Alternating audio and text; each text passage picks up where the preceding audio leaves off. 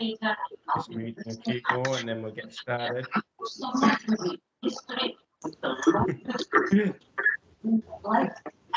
All right. Thanks for joining us, everyone, tonight. My name's Jordan Moy. I'm the Sustainability Education Officer at North Sydney Council. And tonight, where this will be the first webinar of our Electrify North Sydney program, where we're encouraging businesses to transition to low zero emission technology and renewable energy and to electrify their home or business. So welcome. Before we begin, I'd also just like to acknowledge the traditional owners of the lands that we're meeting today, the Camaragal people, and just acknowledge their connection to land, water and community. We pay our respects to elders past, present, and extend that respect to all Aboriginal and Torres Strait Islander people, including those who may be in attendance today. A couple of housekeeping things. I'd just like to let you know that we are recording, so if you could please turn all mics off. Feel free to ask any questions. I've sort of got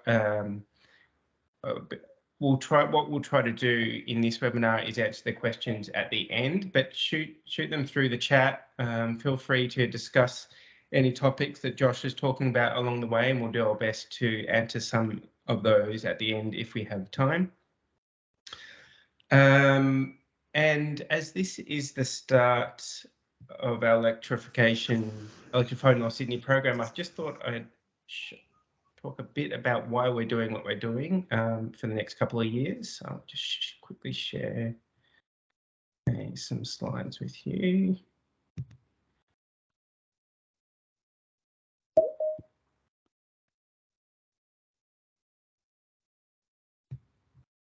Okay.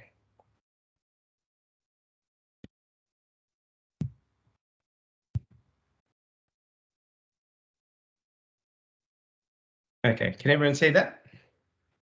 Okay, great. So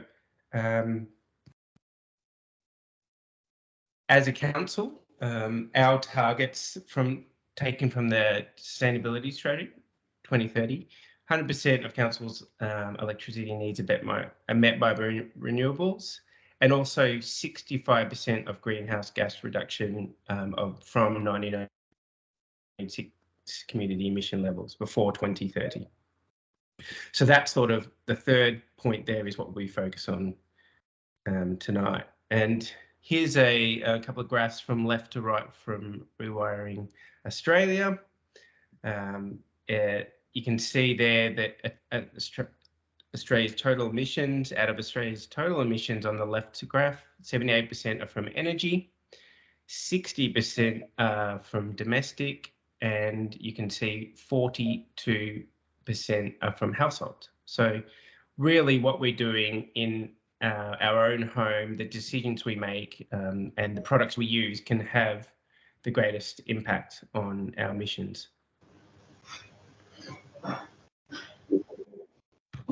And here's how we're going to sort of assist over the next few years. That includes the 5 main areas: hot water heat pumps. Okay.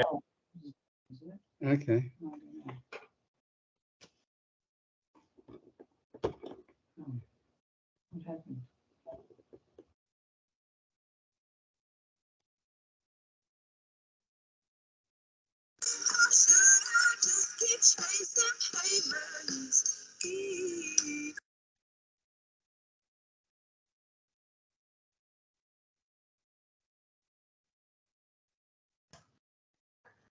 Jordan, you're muted, mate. My apologies. You can see the average running cost price difference by 2030. So for gas and petrol homes, 5,300, fully electrified homes using solar with EVs and everything else is 1,850. So a huge difference. Okay. So without further ado, I'd just like to introduce Dr. Josh Byrne tonight. Josh is an environmental scientist, urban design professional with a national profile as a consultant, researcher, and communicator in urban sustainability.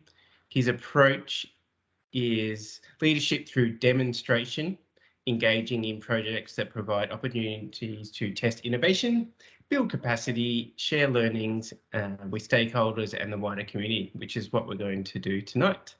Well known as the WA presenter on ABC TV's Gardening Australia program, Josh is the director of Fremantle-based landscape architecture and urban design practice, Josh Byrne and Associates. He's Dean of Sustainable Futures in the Faculty of Humanities at Curtin University, and his research expertise spans over water-sensitive design, energy efficiency, housing, and sustainable urban development.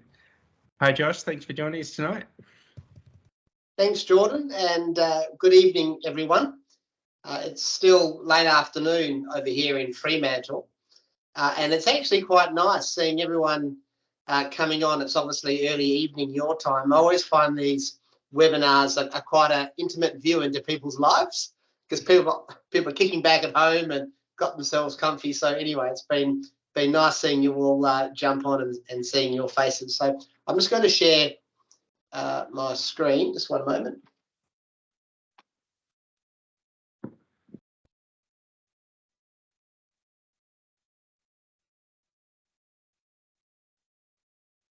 Okay, so that should have come up for you now. Wonderful.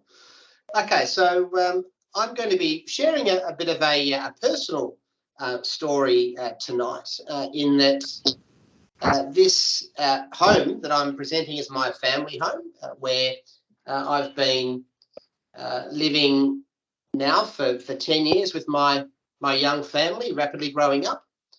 And what I wanted to do was to really be able to take you through, firstly, why transition to an all-electric home, both what drove us as a family to make this choice, but what's driving a lot of people nationally to do the same. But then also have a look at what does an efficient all-electric home look like, because it's one thing to get off gas and go all-electric. In fact, some decades ago, it was quite common to have all-electric homes. The difference being is the technology was very inefficient. The homes were poor thermally, and therefore, the amount of energy use and associated emissions was very high. So as we look to going all electric by getting off gas, it's really important that we also have a highly efficient home. But then also, I'll also talk through the evolution of technology. In the 10 years that we've been in this home, we've really seen the technology change, and we've changed with it. And so I'll take you through some of those practical learnings as well.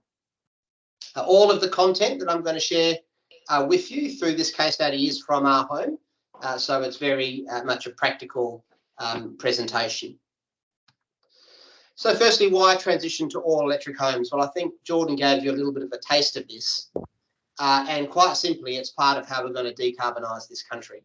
And arguably, it's the lowest hanging fruit for how we will start to decarbonise, particularly the built environment. And we know that globally, around a fifth of greenhouse gas emissions come from operational energy use in the built environment. And within Australia, over half of this is actually from households. And all up, it's estimated around 12% of Australia's emissions come from the housing sector. And as I mentioned, this is relatively easy to fix. We can address this 12% largely through technology that's readily available and now has a very compelling business case as well.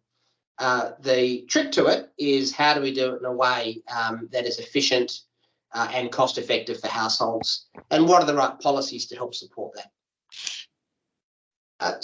But beyond just, the climate imperative, there are now compelling cost reasons to do it as well.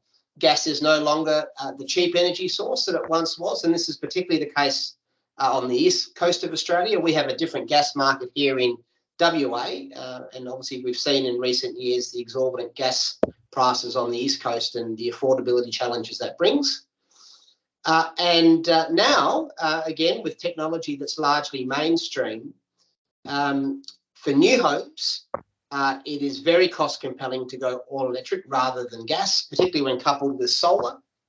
And the savings over a 10-year period is significant. What we've also seen in all states, in all markets, a transition from dual fuel, that is electricity and gas, to all electric is also very compelling and financially advantageous if you stage it as appliances get to the end of their natural life, and as you phase those out and go electric, then also the cost benefits stack up there as well.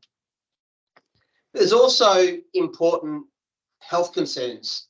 It's now very clear, and there's compelling peer-reviewed research showing just how bad it is for our health by burning gas inside the home.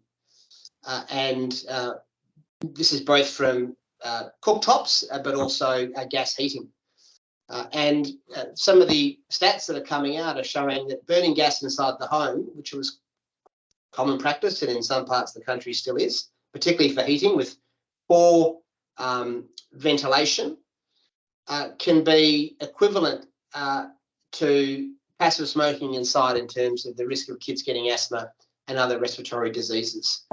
And the reality is that even though the building codes specify ventilation requirements, evidence has shown that often extraction fans and the like, particularly above the range hood in the kitchen, aren't well maintained. They get gummed up with fats and oils and greases, and therefore their ventilation capacity is restricted. So you start to really have a risk of indoor air quality issues. And as building envelopes are becoming better sealed as a result of the introduction of more stringent requirements in the building codes, we're having a situation where it's good that the buildings are well sealed from the perspective of not losing warmth in winter, getting rid of the drafts. But again, maintaining good air quality becomes even more significant.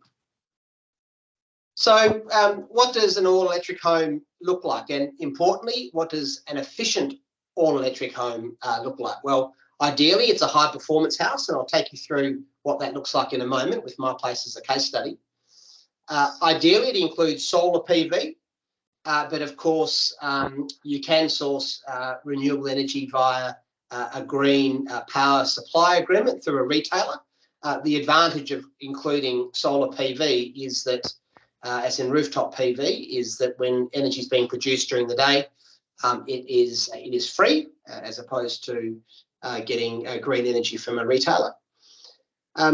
Ideally, the energy balance is designed in a way where you're working towards a goal such as net zero energy homes, where the amount of energy used annually balances out with what's generated and optimising the available renewable energy.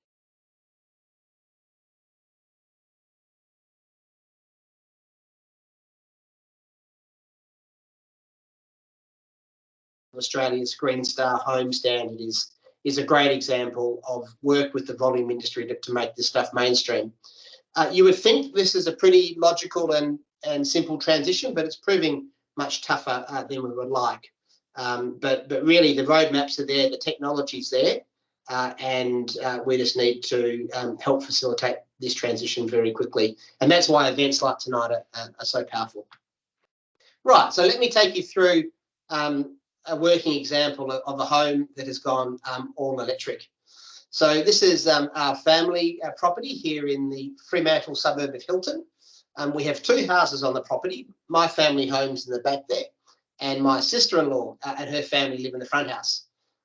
For those of you who watch ABC Gardening Australia, I do a lot of my filming from here. So that's our big shared veggie patch in the middle, where you might see me planting veggies, and then you can see both homes have private garden spaces. But the important thing here is the homes were designed and built orientated so they have most of their north-facing areas well exposed to winter warming sunlight. The living areas are zoned to the north to make the most of that warmth.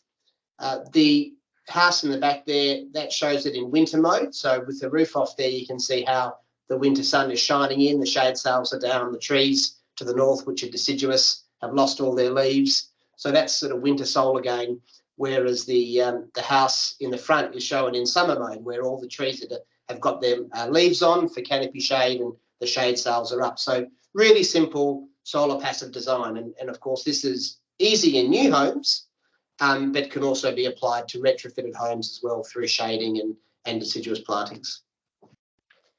And then, of course, we also make the most of cooling nighttime summer breezes. So that diagram on the left-hand side there shows how we can open the home up and have the cool breezes come through and cool the house down. Again, well-established principles. So this is about reducing the amount of heating and cooling energy needed. This is typically the biggest energy user in an Australian home. So through these design principles, either new or retrofit, you can greatly reduce the amount of energy needed. We built the home using slab on ground construction, internal brick walls for mass, reverse brick veneer walls on the east and western side, well insulated, light coloured roof with insulation under the roof sheeting, it's anti-con, and then insulation bats obviously in the ceiling itself. Again, things easy as a new home, but if you've got an existing home, getting the insulation addressed to make sure it's done properly is one of the most cost-effective ways to reduce heating and energy costs and to getting your energy efficiency improvements. We've used high performance glazing. This is low E glazing. We didn't need to use double glazing in our mild climate. So that helps reduce heat loss and unwanted heat gain in summer. Then we have heavy drapes, which we close over the windows in winter to keep the warmth in. Again, an easy thing to retrofit. So these are all things, whilst it's a new home for us, that can also be applied for retrofitting. All about keeping the home comfortable and reducing the amount of heating and cooling. We have ceiling fans, you can see there, which also help in summer. And then we have landscaping that's really been designed to help keep the house cool in summer. As you can see there, shade sails, grapevines, small deciduous trees, a bit of lawn in the front of the house, timber decking, which doesn't absorb heat as much as paving does. So really, it's a very cool, comfortable house in summer. In winter, when that's all gone, the light pours in and warms the house up. So with all of those measures in place, we actually don't need mechanical heating and cooling. And this is the snapshot of the annual temperature profile at midday on each day throughout the year. The blue line is the temperature inside in the living area.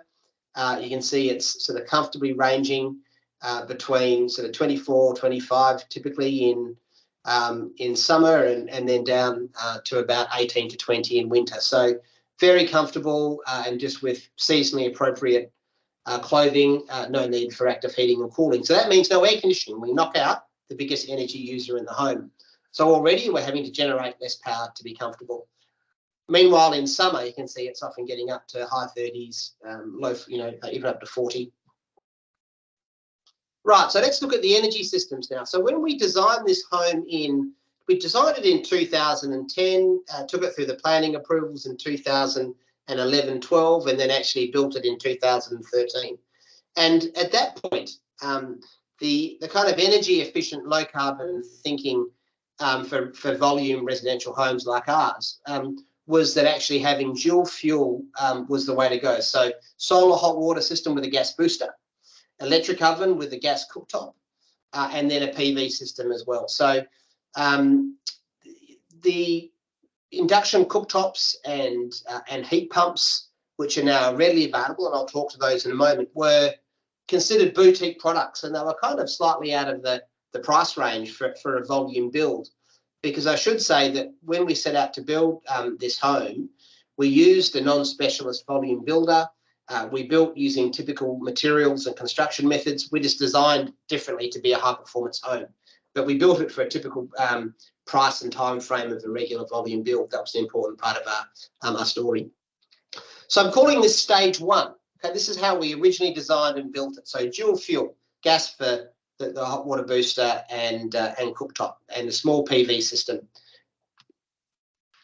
So their gas cooktop, pretty standard, electric oven there in the kitchen, not long after completion. This is when the house was still very tidy and clean. It's looking a bit more lived in 10 years down the track. Efficient lighting, so there's a light well there in the hallway, so that's natural light coming into places that don't have windows, like the hall and walk-in robes. But LED lighting in all the living areas, that's stock standard now, which is great, super efficient. Efficient fixtures and appliances. So efficient appliances, particularly washing machines and dishwashers and things that have the energy ratings are important, but so are water fixtures that use hot water.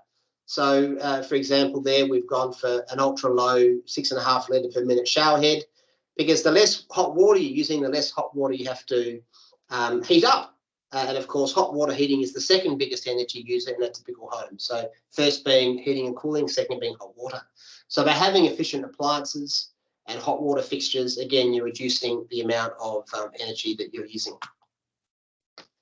So what I just talked you through was a pretty good example of an energy efficient home at the time. When we were planning the home, residential batteries were nowhere on the horizon. I mean, I work in this industry and remain pretty close to what's happening. But back in 2012-13, residential batteries just really weren't on the horizon in terms of being an affordable technology for behind the meter installation. But that changed pretty quickly, and in 2015 we installed a lithium iron phosphate chemistry battery behind the meter, and it was the first behind the meter battery installation, or at least the first approved one. There may have been some illegal ones we don't know about, that was installed on the Southwest Interconnected System, which is our version of your NEM. And it was quite a headache to do. This particular unit by BYD was the only approved model that our state-owned energy operator would allow us to install, but we put that in as part of a research project and had the Minister for Energy come down and have a look at it. It's quite a hoo-ha at the time. A big, clunky, industrial-looking thing. They've got much more attractive since then, but its functions, like any other modern battery these days does.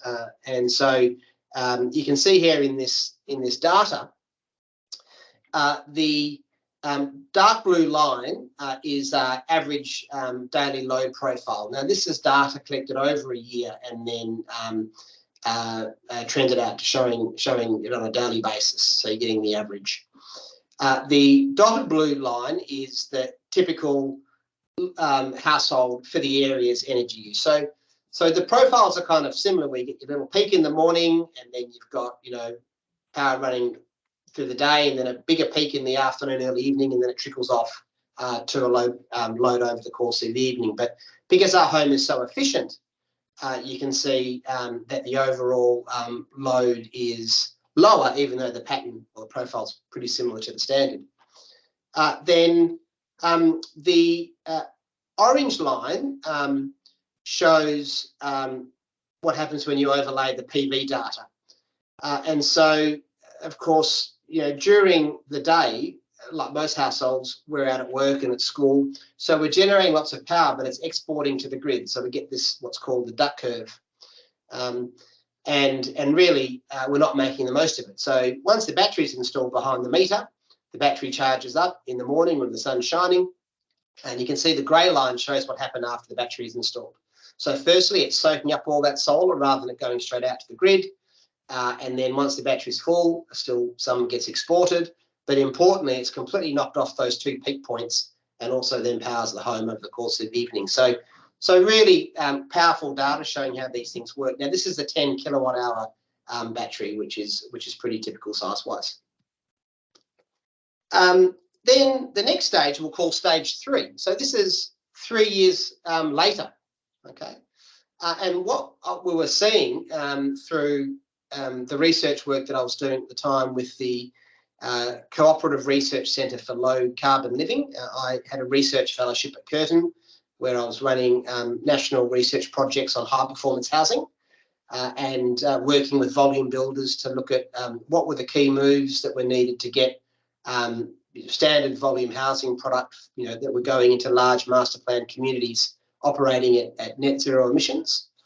And of course, part of this is about transitioning off gas and going all electric. And this work was happening over 2016 and 2017. And we were seeing through the sort of price analysis work that induction cooktops and heat pump hot water systems, which were boutique items, only 5 or 6 years earlier, were now really coming down in price and were comparable, in fact, to gas-based technologies, or certainly for the gas-boosted solar hot water system. So we decided to bite the bullet and actually remove the gas appliances. And again, the drivers there were we wanted to get gas out of the home. Our home is very well sealed. We do monitor indoor air quality, and we were concerned about burning gas inside the home, so we wanted to get rid of that with young kids. And also we had been having problems with our solar hot water system. Now, it's not always the case, but we were having problems with ours, so we thought, look, let's also do the hot water as well. But given that I collect a lot of data with our house, and again, as part of my research project, we fitted the whole house out with different sensors and meters to monitor energy and water use and thermal comfort. For me, it was a chance to really understand the impact of these new devices on the performance of the home. So we put the induction in, put the air source heat pump hot water service in. The retrofit was fairly straightforward. Certainly was for the hot water system. The old system came off. I had a plumber in who rerouted the pipes. And the induction cooktop was a bit more messy. We had to do some cutting into the bench, but it was all manageable. The other thing that we did as part of this timing was we were beginning to see that electric vehicles were becoming more popular. And I was lucky enough to borrow a Mitsubishi i-MiEV, which is that cute little car there. It's one of the first generation sort of volume market EVs. So I borrowed that for 12 months as part of our research project to collect data and understanding what the impact of home charging has on an all-electric home with solar and batteries.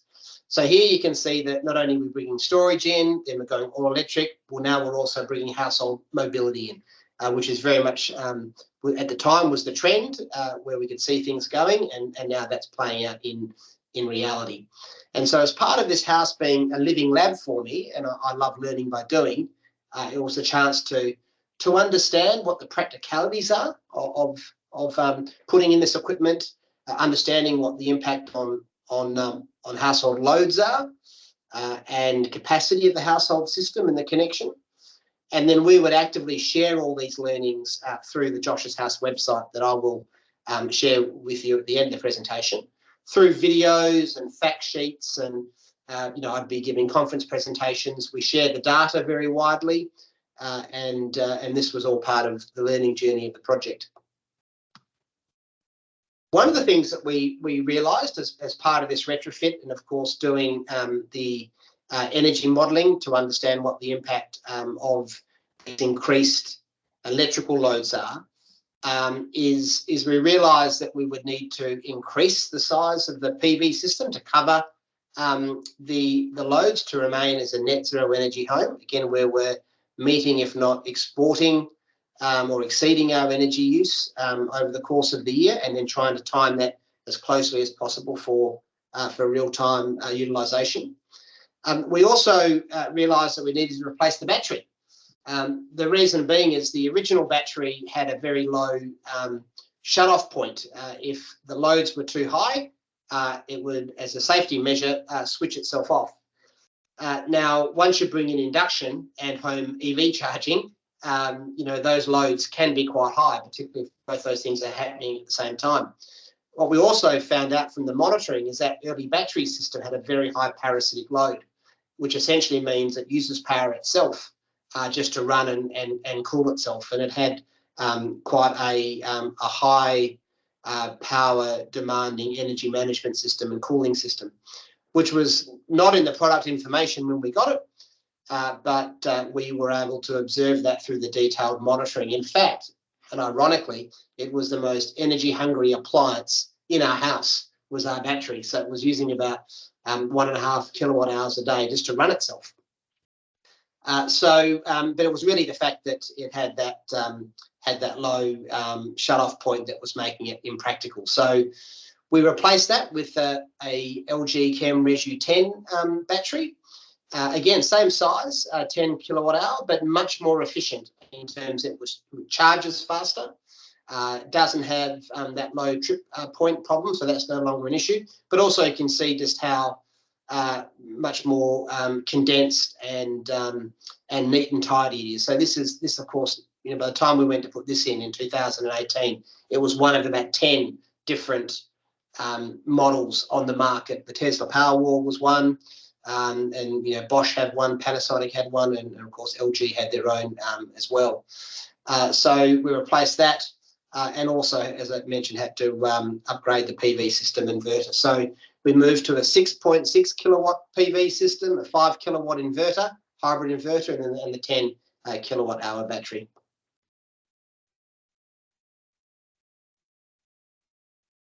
So this chart here, actually, I'll talk you through it, shows you the energy use and associated greenhouse gas emissions for each of these three phases, or stages rather. So stage one on the left, you can see this is when we were dual fuel as originally designed and built.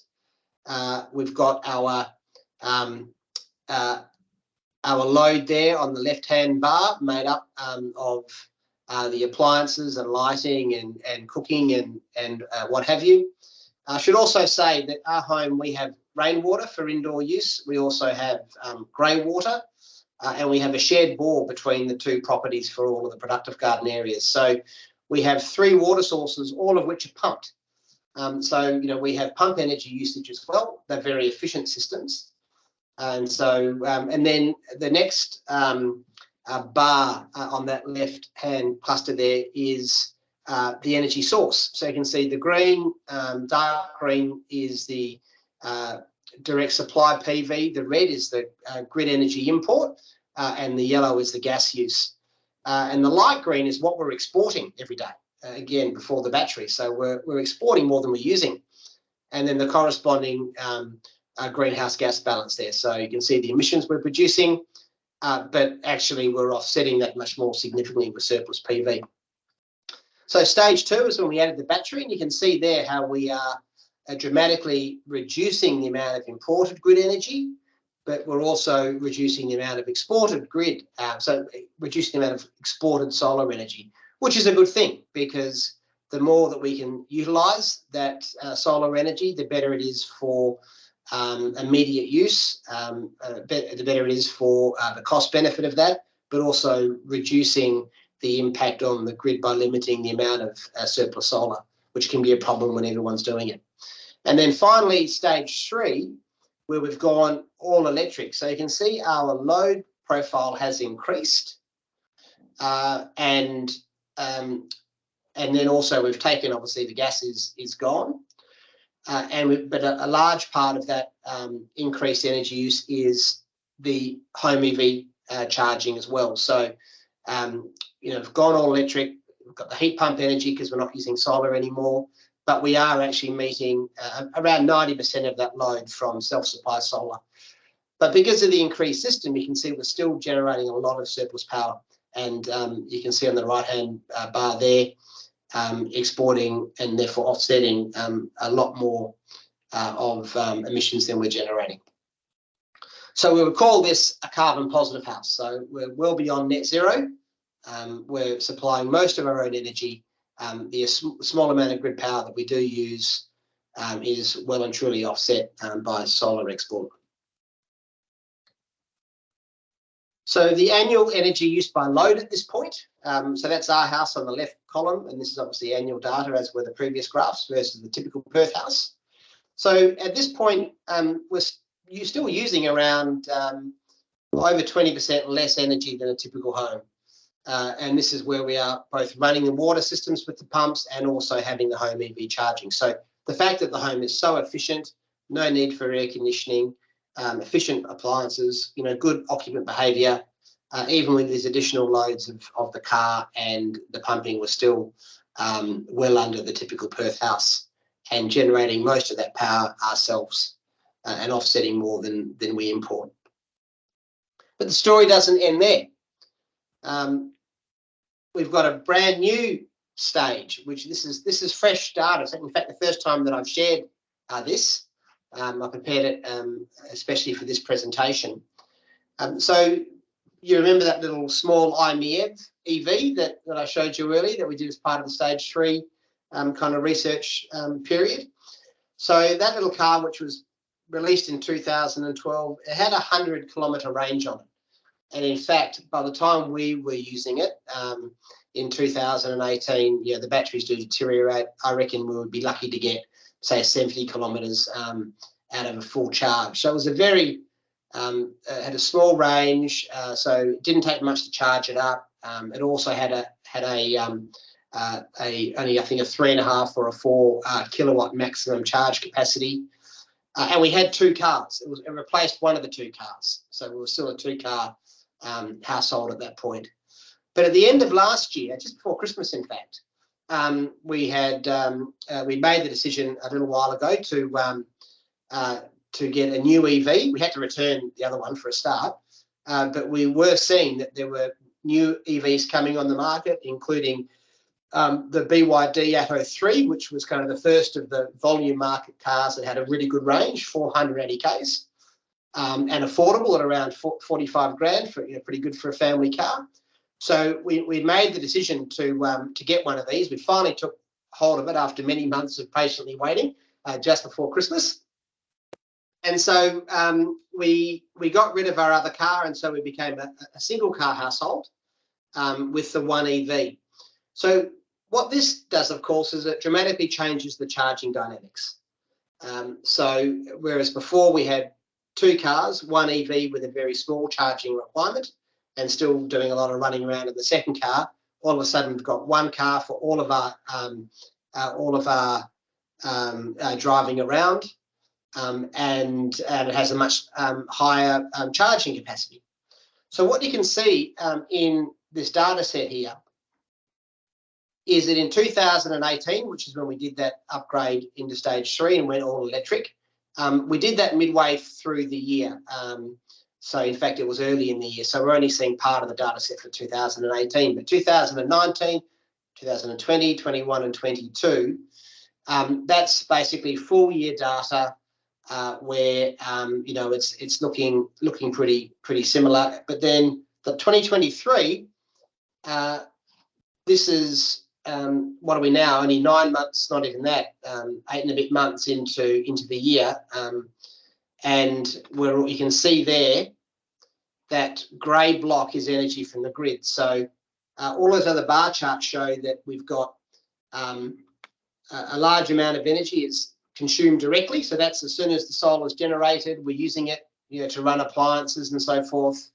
And then the green block there is the energy from the battery that we're drawing normally at night time.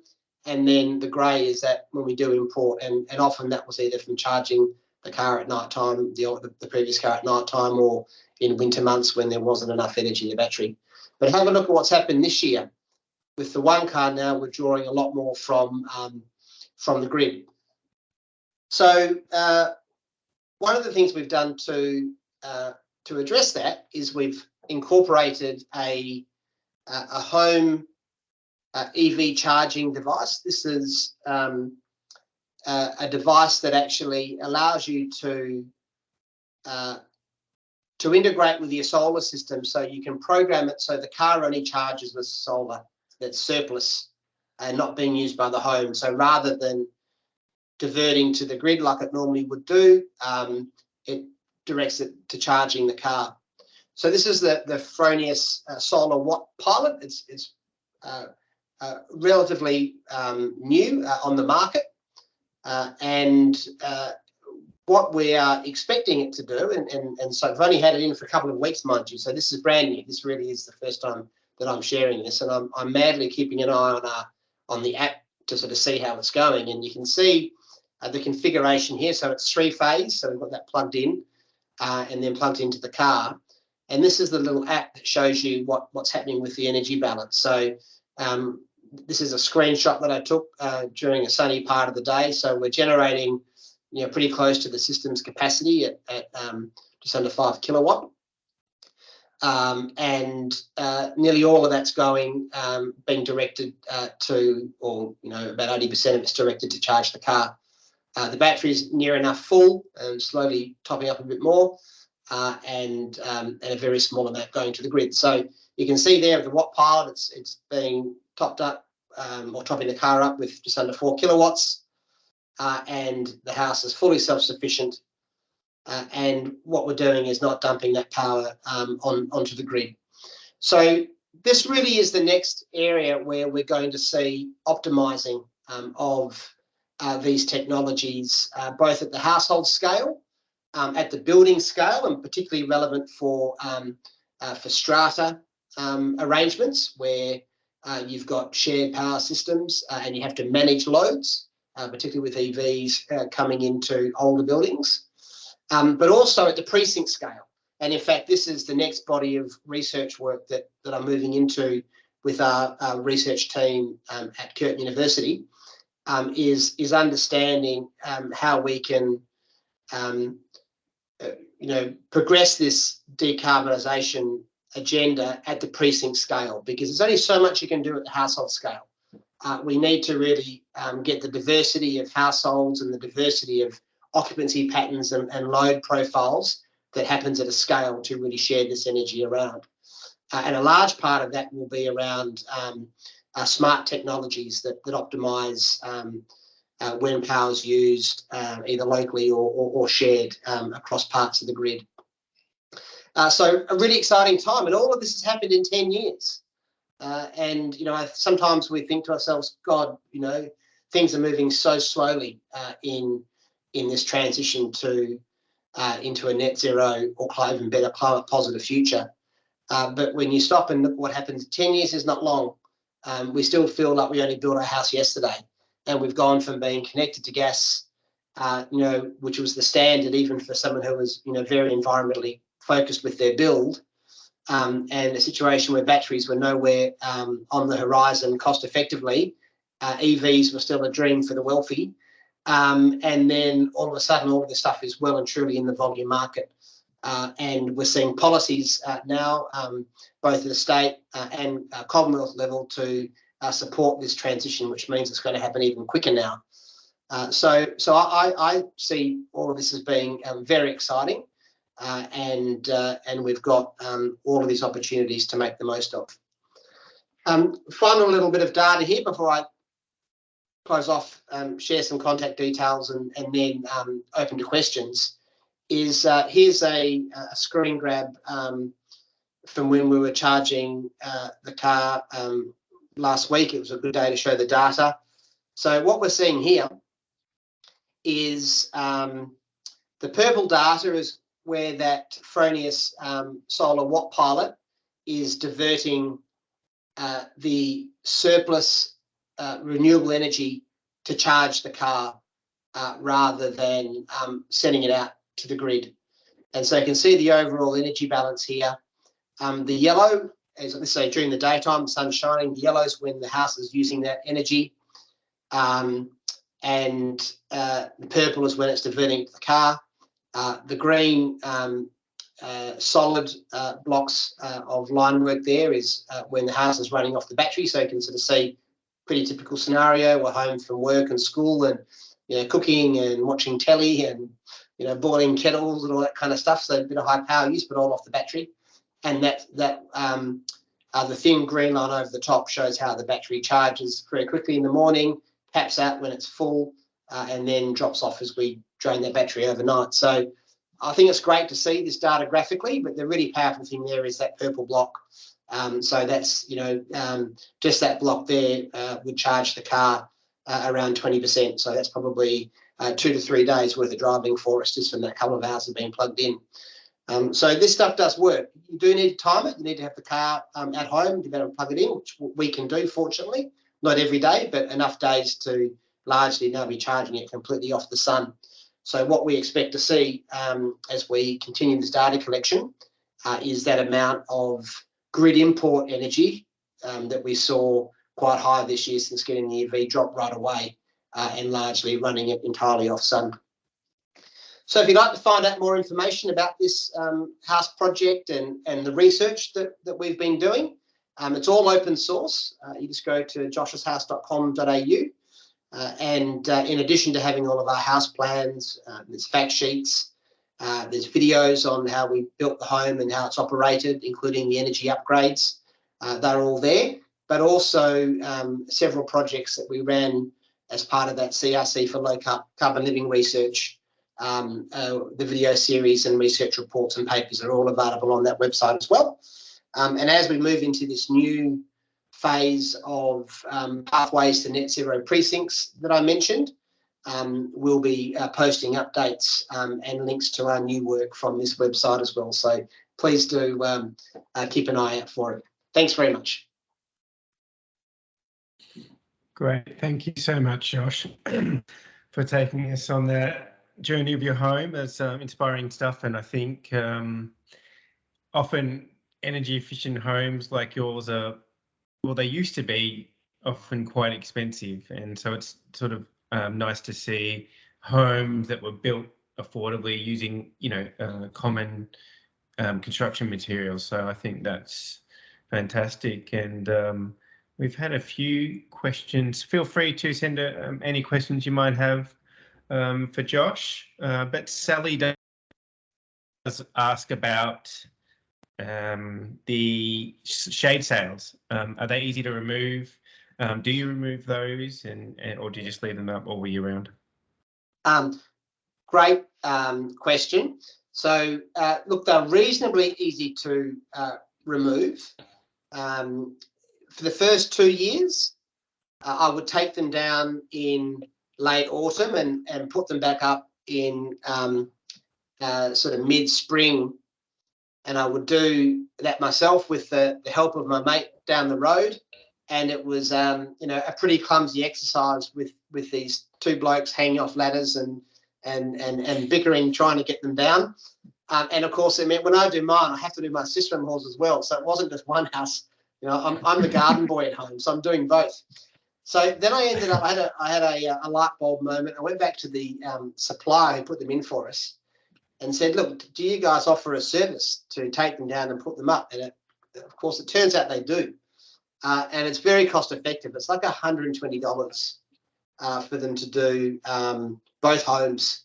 And so they come around, takes them 10 or 15 minutes. It's embarrassing how quick it is, considering how much time on the weekend I wasted. So that's what we do. But they come down and go back up at those 2 times of year religiously. So the reason we went for shade sails as that northern shading device is we wanted complete control over summer shade and when it comes back down, because grapevines can get mildews over summer if the conditions are humid. They can defoliate very quickly, so you haven't got shade. Sometimes trees hang on to their leaves longer than you like, depending on the conditions. So whilst we have vines and trees, really the main shading structure is those shade sails, and they've been great. So we've had them. They're still the original sails that we put in 10 years ago. We did spend the money to get proper commercial grade shade sails, and it was absolutely worthwhile because they are in great condition still. They look fantastic and do the job. Thanks, Josh. What about high performance glazing? Can you sort of explain what that is in a little bit more detail? Yeah, sure. So you've got standard glazing, which is basically standard window glass, and then you have low E glass, which has a very fine metal filament through it, and that's what we'd call high performance glazing. And what that does is it knocks out radiant heat transfer. So it doesn't prevent. So what normally happens with windows, of course, you've got shortwave UV comes in the form of sunlight, comes into the home. Once it hits something, it bounces back as long wave, and so that's what becomes heat. And the the low E glazing stops that heat escaping as sort of radiant heat. Likewise, it stops radiant heat coming into the house during summer. So it's just a better quality glazing. The next step along is going to double glazing. And so double glazing is thermally even more efficient, especially when you get good quality double glazing that is the good quality products have a inert gas like argon in between the panels, so it becomes like an insulating layer. And then the top of the wazzer is where you have thermally broken frames as well, which means that the window frames are actually, there's a thermal break or a buffer, an insulation between the frame and the glass. And so that way, as the frames heat up, they're not putting that into the glass, which then radiates out more back into the home, or vice versa when it's cold. But the choice of glazing should really be determined by energy modelling. So, for example, you know, where you are in North Sydney and where I am in Fremantle near the coast, these are very mild climates. So the more extreme the climate, the more important it is to have high quality glazing. Typically, glazing is the weak point in a building fabric. So with walls, you know, you normally have some degree of mass there. You'll often have, you know, certainly in new homes, insulation. But glazing is pretty thin. And so the idea of going to better quality glazing is really determined by the climate zone, the size of the glazing as well, whether or not you use drapes to protect that glazing to stop heat loss, whether or not you put shading devices on the outside to prevent you know, direct sun in summer. So it's a balance of all these things. So rather than just launching straight away to upgrading to high performance glazing, get some advice. Certainly as part of any major renovation or a new build, you would have an energy assessor do modelling in line with the NatHERS modelling requirements, which is required under the National Construction Code. And that actually helps determine what glazing you need, rather than just making a guess. And often that's a much more cost-effective way to go. Yeah, good advice. So we're sort of rapidly running out of time. We'll see if we can get through another couple of questions. Michael asked about replacing gas instant hot water with electric. Is it possible? And is that the best solution to go electric, or what would be the first? Sure. So the most efficient hot water generating method in terms of energy use is solar thermal. So that's what we call solar hot water system, where you have a thermal bed which collects the heat. The problem is that you typically need a booster in winter. Even in a mild climate like Fremantle, with a very water efficient household, we were still finding that we were needing a booster to give us extra hot water during the winter months. So the options are, you could go for a solar hot water system with an electric booster, or go for the next best option is the air source heat pump, which it works a little bit like a reverse cycle air conditioner, in that it uses the incoming air to pre-warm the water. It has a very high performance coefficient. So for every unit of energy expended, you typically get 4 to 5 units of energy return based on the design of the system, depending on the quality of the product, but at least 4 times the return on energy spend. So they're very, very efficient. And to be honest, they're about the same price, if not cheaper now than a solar hot water system with an electric booster, particularly when you also then consider installation costs, because putting solar hot water systems on the roof plus getting them serviced, which is where we had problems, when we had problems with the seals. And again, this is not a general thing against solar hot water systems. There's great gear. We just had bad luck with ours. So by the time we had the plumber around a couple of times fixing seals, and they're up on the roof and all the rest of it and working at heights, you know, some of the practicalities come into question. So that's why typically what we do now is we recommend air source heat pump, and then you time its operation during the day when your solar panels are running. So it's free. So basically, it is running off solar directly. They run efficiently, and then they store that water inside their thermally protected tank, and it's there for use at night time. Yep, great, thanks. We did have a question about vehicle to grid or vehicle to home for EVs. Is that something that, have you, that's on the horizon pretty soon? It's definitely on the horizon. So first, vehicle to home, this is where basically you use the battery in your car, to help run your home like you would do with a regular battery. So there's been trials for that, and eventually that will become more common. The hold-up really is around EV manufacturers being willing to still provide warranties for that type of use of the batteries, because in an EV the most expensive single component is the battery.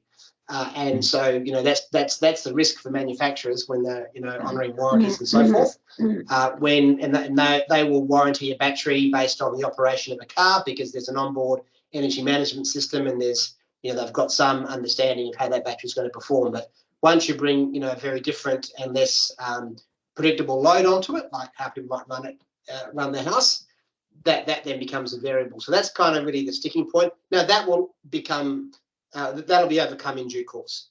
The next thing is when you go vehicle to grid. So where the storage in these vehicles can not only be used to discharge to run the house, but can actually be a source of energy back into the grid. And the magic really happens is where it's two-way. When batteries are plugged in, when EVs, which are basically mobile batteries, are plugged in to the grid, and if there's orchestration at the right scale, and we think precinct scale is probably the way to do it, you've got this interaction between when energy is being generated from rooftops, whether it be residential or commercial, when there's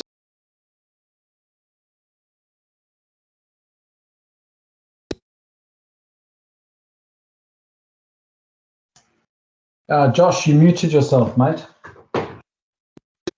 Don't know how I did that. Must be throwing my arms around, gesticulating wildly as I'm explaining this, but thank you for that. So that's really where the smart systems come into play, how these exchanges are orchestrated to stabilise the grid and to see the grid as a trading platform, if you like. But there's a whole governance layer around that. So it's not just the technical stuff, and it's probably fair to say that the technical stuff is advancing quicker than the governance considerations. Governance being what are the management, the pricing, considerations around how this works, and is that going to be a private sector thing? How much trust do people have in that working correctly? How willing are they going to be to have power going two ways from their car or their batteries? How willing are people going to be to have their appliances ramped up and ramped down? There's obviously been lots of trials in that space with mixed results. So this is a really dynamic space at the moment, but eventually it will have to be part of the solution. We do have a grid that connects us all. Historically, it's been a one-way street where energy's burnt through, energy's produced rather through, burning fossil fuels a long way away. It comes in and we use it. More recently, it's slightly two-way, and the surplus solar from households goes back to the grid. But really, that's still very limited. What we need to see is the grid being this connectivity between use and generation in near real time, and the whole thing orchestrated through digital systems to optimise it, to reduce the need to overbuild infrastructure, and to really get that working. So, that's going to be what's happening in the coming years for sure. Yep. Exciting stuff. Thanks so much, Josh. I think that's all we've got time for tonight. So thank you for talking us through what you've done in your home. It's really inspiring. And I think for everyone there, joining us tonight, Josh is in the industry, is part of it. He was leading it and is still doing that, but did it in stages. And so I hope, that's what you can do in your own homes as well. You don't have to do it all at once. Do what you can. Tick off, the things that maybe are breaking down in your home, if you have to replace your gas hot water system, your electric hot water system, get solar hot water or heat pump, and work on what you need as you go along. So thank you so much, Josh. Thanks to everyone who is joining us tonight. Just a reminder that tonight we learned about the why create an electric home. On Thursday, 21st of September, Renew will be running a webinar about how to create an electric home, and we'll be talking a bit more of the nitty-gritty around installation and install, supply, certain products, etc. So I'll send through the event link in the follow-up. But yeah, thanks everyone for joining us tonight. We'll also send the recording out tomorrow as well. And yeah, have a great night. Thanks, everyone. Thank you. Bye. Thanks, Jordan. Bye. Well done, mate. Good on you. All the best. Thank you.